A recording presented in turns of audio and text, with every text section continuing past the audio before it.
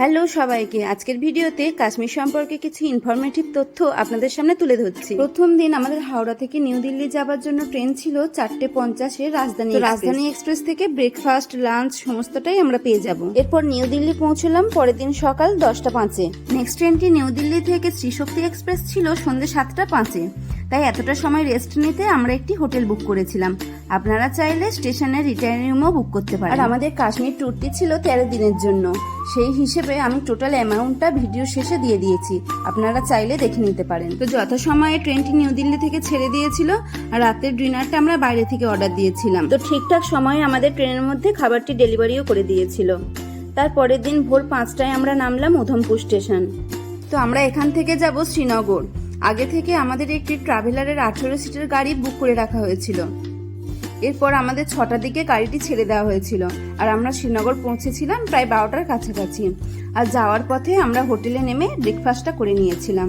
এটি ছিল কাশ্মীরের সবথেকে বড় টানেল শ্যামাপ্রসাদ মুখার্জি টানেল, যার লেন্থ ছিল প্রায় 9.5 কিলোমিটার। কাশ্মীর যাওয়াতে বহুবার আমরা মিলিটারির কনভয়ের সম্মুখীন হয়েছি, যেটা ছিল আরও একটি ভালো লাগার বিষয়। এরপরে আমরা শ্রীনগরের ডাল লেকের হাউস বোটে পৌঁছে লাঞ্চ করে বিকেল 4টের সময় বেরোলাম ডাল লেকটা ঘুরে দেখার জন্য। এখানে আমরা গোল্ডেন বিচের একটি হাউস বোটে ছিলাম। একটা রাতের জন্য এই হাউস বোট ভাড়া করা হয়েছিল। আর এই হাউস বোটের ভাড়ার সাথে দুপুরের লাঞ্চ, রাতের ডিনার আর পরের দিন সকালের ব্রেকফাস্ট পুরো অ্যামাউন্টটা ধরে নেওয়া হয়েছিল। আর আমি আগেই বলেছি টোটাল বাজেটটা আমার ভিডিওর লাস্টে দিয়ে দেওয়া হয়েছে। আর এই হাউস বোটে থাকাটা একটু ছিল ব্যয় সাপেক্ষ। তাও বলবো, কাশ্মীরে আসলে একদিনের জন্য হলেও এই হাউস বোটে থেকে দেখতে পারেন। এখানে থাকার অনুভূতিটা ছিল এক কথায় অসাধারণ। তবে এখানে খাবার দাবারের মান ছিল খুবই খারাপ। তার সাথে আরও একটি কথা বলতে চাই, আপনার সাথে যদি কোনো বাচ্চা থাকে তাহলে অবশ্যই সঙ্গে করে রাইস কুকার নাহলে ইন্ডাকশন নিয়ে আসবেন, কারণ বাচ্চারা এখানকার খাবার খেতেই পারবে না। আর যেহেতু এটি পুরোটাই জলের উপরে, তাই আপনি চাইলেও আশেপাশে থেকে কোনোভাবেই খাবার জোগাড় করতে পারবেন না। এরপরে ডে 4-এ আমাদের শ্রীনগরে একটি হোটেল বুক করা হয়েছিল। হাউসবোট থেকে ব্রেকফাস্ট করে আমরা হোটেলে চলে এসেছিলাম। হোটেলে শুধুমাত্র লাগেজগুলি রেখে আমরা বেরিয়ে পড়লাম আহারবালের উদ্দেশ্যে। আর আহারবালে আসার মেন কারণ হলো এই জলপ্রপাতটি। ডিসেম্বর জানুয়ারির দিকে এই জলপ্রপাতটি পুরো বরফ হয়ে যায়, দেখতে অসম্ভব সুন্দর। আর আমাদের শ্রীনগরের হোটেলটি ছিল দ্য লোটাস হোটেল। এই হোটেলটি ছিল সমস্ত দিক থেকে খুবই ভালো। তবে এই হোটেলটি আমরা আগে থেকে বুক করিনি। আমাদের আগে থেকে বুক করা ছিল হোটেল আপনা ঘর, যেটি একটি নিম্নমানের একটি হোটেল। সেজন্য আমরা হোটেল চেঞ্জ করতে বাধ্য হয়েছিলাম। এরপর ডে 5-এ আমরা বেরিয়েছিলাম শ্রীনগর থেকে দুধপাত্রির উদ্দেশ্যে। এই জায়গাটি ছিল চারিদিকে বরফের পাহাড় দিয়ে ঘেরা আর মাঝে ভ্যালি। আপনি যদি চান এখানে হর্স রাইডিং করতে পারেন। তবে হর্স রাইডিংও এখানে দু রকম বাজেটের আছে, একটা 100 টাকার আর একটা হলো 800 টাকার। তবে সেটা নির্ভর করবে আপনার বার্গেনিংয়ের উপর। 100 টাকায় আপনাকে শুধু ভ্যালিটার মধ্যে ঘোরাবে আর 800 টাকা দিলে পাহাড়ের উপরে নিয়ে যাবে ঘোরাতে করে। এছাড়াও এখানে প্যারাগ্লাইডিংয়েরও অপশান রয়েছে।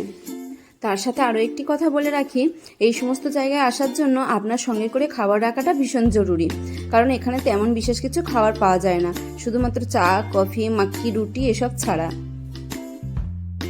ডে 6-এ আমরা গেছিলাম ভারতের বিখ্যাত টিউলিপ গার্ডেনে।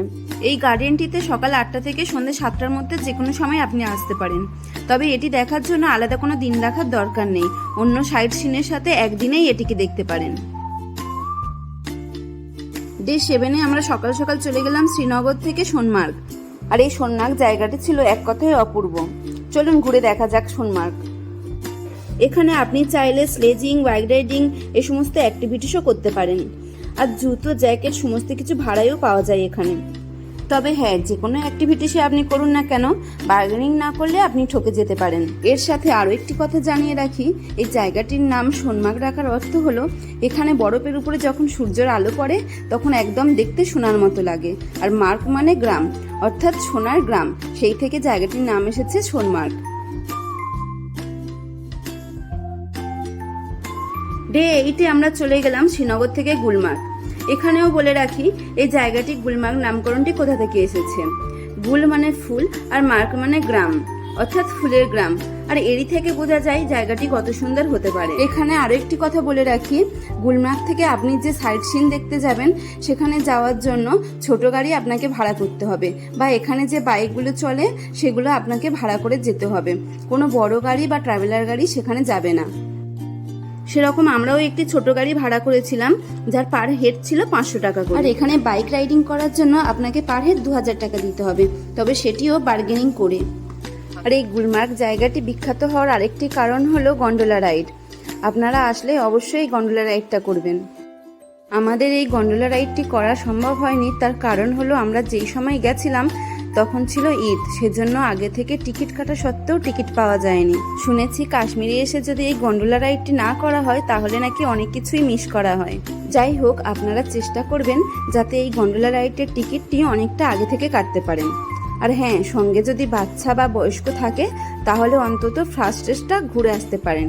সেকেন্ড স্টেজটা না যাওয়াই ভালো, কারণ সেকেন্ড স্টেজটা অনেকটা উপরে, তো সেজন্য ব্রেথিংয়ের প্রবলেম হতে পারে। তো আমাদের ছোট গাড়ি ভাড়া করা হয়েছিল 6টা স্পট ঘুরে দেখানোর জন্য। তো এই 6টা স্পটের মধ্যে একটি ছিল মহারাজা হরি সিং প্যালেস। তো এই প্যালেসটিতে ঢোকার জন্য আমাদেরকে পার হেড 50 টাকা করে টিকিট কাটতে হয়েছিল। আর এই প্যালেসটিও ছিল সত্যি খুব সুন্দর দেখার মতো। আপনারাও এই প্যালেসটি দেখতে মিস করবেন না। আর হ্যাঁ, গুলমার্গে হেলিকপ্টার রাইডিংয়েরও অপশান রয়েছে, আপনারা চাইলে করতে পারেন।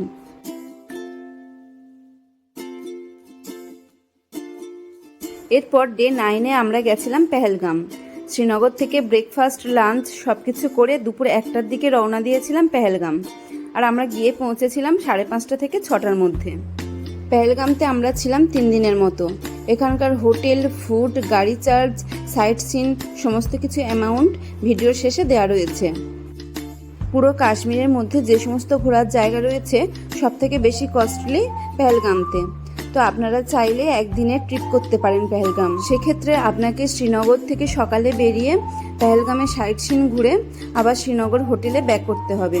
তাতে আপনার বাজেটটা অনেকটাই কম হবে। আর যদি আপনি চান পেহেলগাম জায়গাটিকে ভালোভাবে উপভোগ করতে, তাহলে 2 দিনের জন্য পেহেলগামে স্টে করে যেতে পারেন। পুরো কাশ্মীরের মধ্যে যে সমস্ত জায়গা রয়েছে সব থেকে সুন্দর জায়গা হলো এই পেহেলগাম।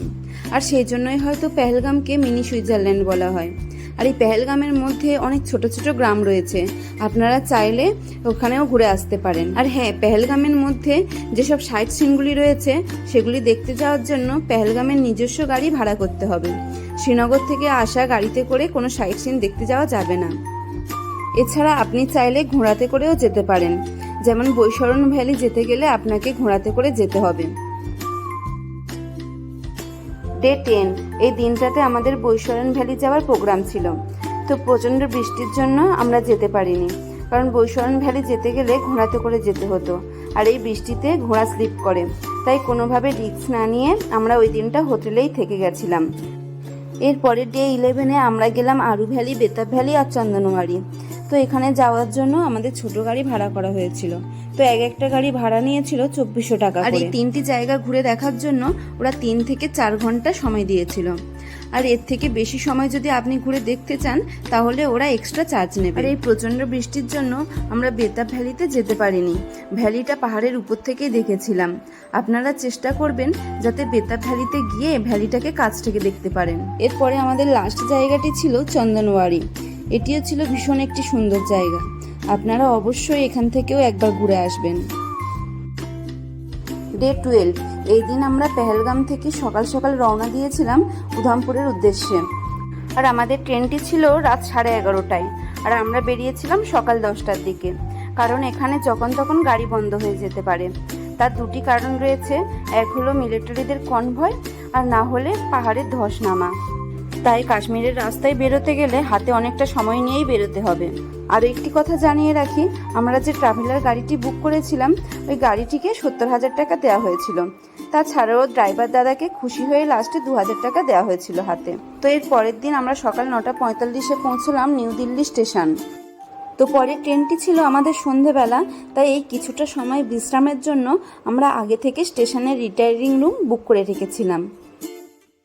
ভিডিও শেষে সবাইকে শুধু একটা কথাই বলতে চাই, যদি সময় সুযোগ হয় একবার হলেও কাশ্মীর থেকে ঘুরে আসুন। বেঁচে থাকতে থাকতে যদি স্বর্গের স্বাদ পেতে চান তাহলে কাশ্মীর চলে যান। কাশ্মীরকে একবার অনুভব করে আসুন, নিজের চোখ দিয়ে দেখে আসুন আমাদের ভূস্বর্গকে। দেখবেন এর মতো শান্তি আর কোথাও নেই।